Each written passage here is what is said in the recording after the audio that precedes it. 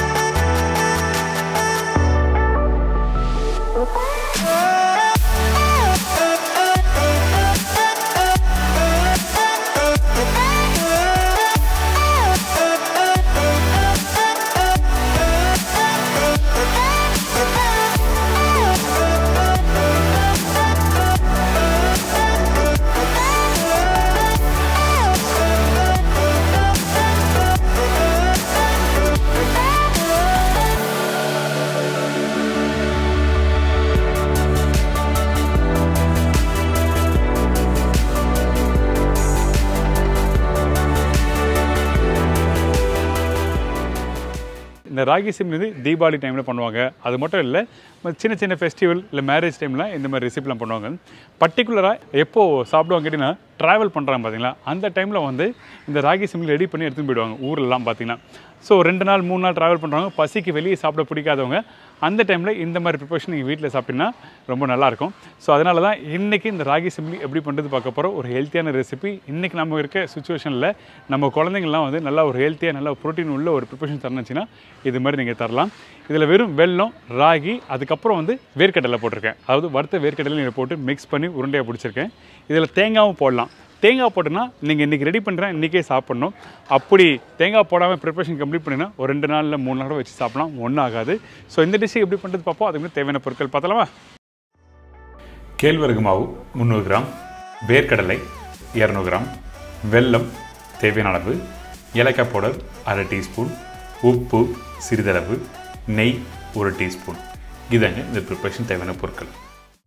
இந்த கேழ்வரகு மாவை நம்ம தண்ணி தெளித்து நல்லா மிக்ஸ் பண்ணி அதுக்கப்புறம் ஸ்டீம் பண்ணி தான் உருண்டையாக பிடிக்க போகிறோம். அதுக்கு நம்ம என்ன பண்ணுறோன்னா, ஃபஸ்ட்டு இந்த சின்ன பவுலில் கொஞ்சமாக உப்பு போட்டு தண்ணி ஊற்றி மிக்ஸ் பண்ணுறோம். எதுக்காகனா, டேரெக்டாக கேழ்வரகு மாவில் உப்பு போட்டு மிக்ஸ் பண்ணும்போது கரெக்டாக மிக்ஸ் ஆகாது. அதே டைமில் உப்பு அதிகமாக இருக்கக்கூடாது, ரொம்ப இம்பார்ட்டன்ட். ஜஸ்ட் லைட்டாக உப்பு போடுங்க.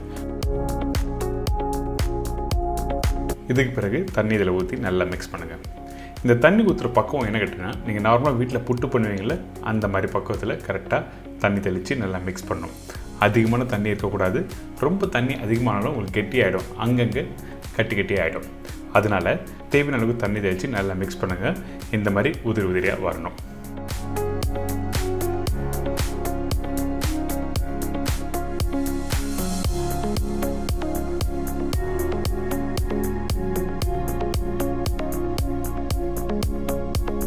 இதுக்கப்புறம் இங்கே ஸ்டீமர் வந்து நல்லா சூடாக இருக்குது. அதாவது தண்ணி ஊற்றி நல்லா சூடாக வச்சுருக்கேன். அதுக்கு பிறகு ரெடி பண்ணி வச்சுருக்கேன் இந்த கேழ்வரகு மாவை இந்த ஸ்டீமரில் போட்டு கரெக்டாக ஸ்டீம் பண்ணுறோம்.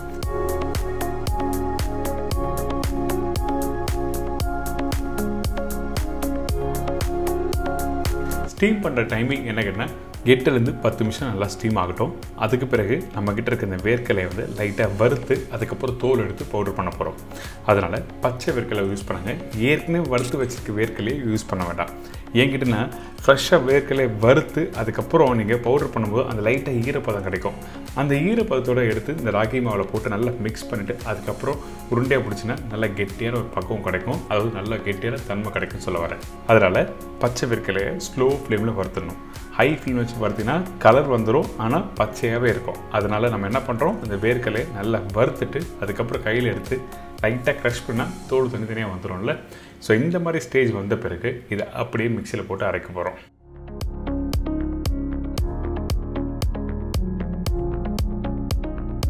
அடுத்தது இந்த தோல் எடுத்த வேர்க்கடலையை பவுடர் பண்ணுறோம். இந்த பவுடர் பண்ணும்போது எப்படி பவுடர் பண்ண கேட்டிங்கன்னா, ஒரு 80% அளவுக்கு பவுடர் பண்ணுங்கள். ரொம்ப ஃபைன் பவுடர் பண்ண வேண்டாம். கொஞ்சம் குறை இருந்தால் தான் அந்த கேழ்வரகு மாவில் போட்டு நல்லா மிக்ஸ் பண்ணி கொஞ்சம் சாப்பிட்றதுக்கு நல்லாயிருக்கும். அதனால் குறைன்னு அரைச்சிருங்க.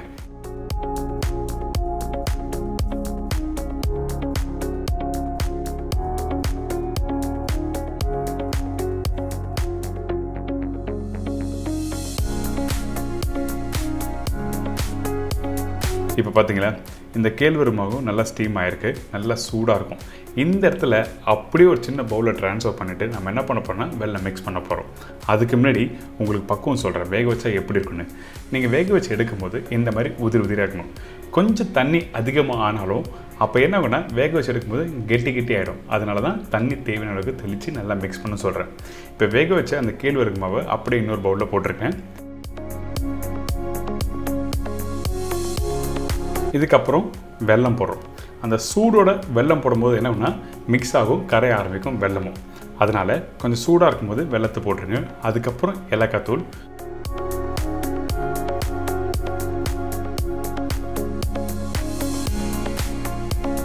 கொஞ்சமாக நெய் போடுறோம். இதெல்லாம் போட்ட பிறகு அப்படியே நல்லா மிக்ஸ் பண்ணுங்கள். அந்த ஸ்டீம்லேயே நீங்கள் மிக்ஸ் பண்ணும்போது அந்த வெல்லம் நல்லா மிக்ஸ் ஆகிருக்கும்.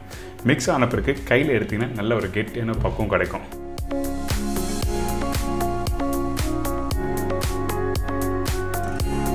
ஃபஸ்ட்டு இந்த உருண்டை மாதிரி நீங்கள் கையில் பிடிச்சி பாருங்கள், உடையுதா உடையிலையான்னு சொல்லி நீங்கள் கரெக்டாக செக் பண்ணிவிட்டு அதுக்கப்புறம் வேர்க்கடலை போடலாம். இந்த மாதிரி டெக்ஸ்சர் வந்த பிறகு நம்ம என்ன பண்ணுறோம், ஏற்கனவே ரெடி பண்ணி வச்சுருக்க அந்த வேர்க்கடலை பவுடர் இதில் போட போகிறேன்.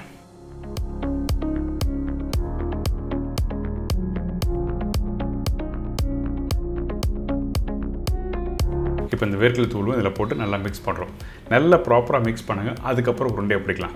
சில பேர் முந்திரி பருப்பு போடலாமா, இல்லை பாதாம் பருப்பு போடலாமா, பிஸ்தா போடலாமா அப்படி கேட்குறாங்க. நீங்கள் போடணும்னா போடலாம். ஆக்சுவல் ரெசிபி என்னென்னா இந்த வேர்க்கடலும் இந்த கேழ்வரகு மாவு, அதுக்கப்புறம் நெய், கொஞ்சம் ஏலக்காய் பவுடர், இதுதான்.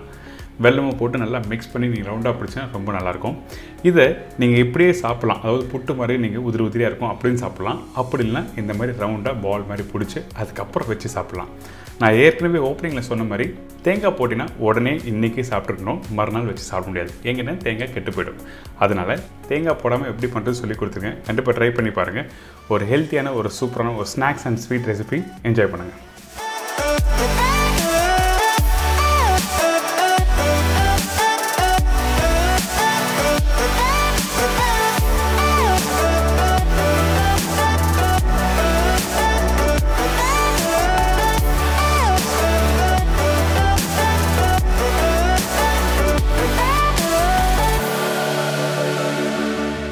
இன்றைக்கி எல்லோரும் தெரிஞ்சிருக்கும் இந்த ராகி செம்பிலி எப்படி பண்ணுறதுன்னு. கண்டிப்பாக ட்ரை பண்ணி பாருங்கள்.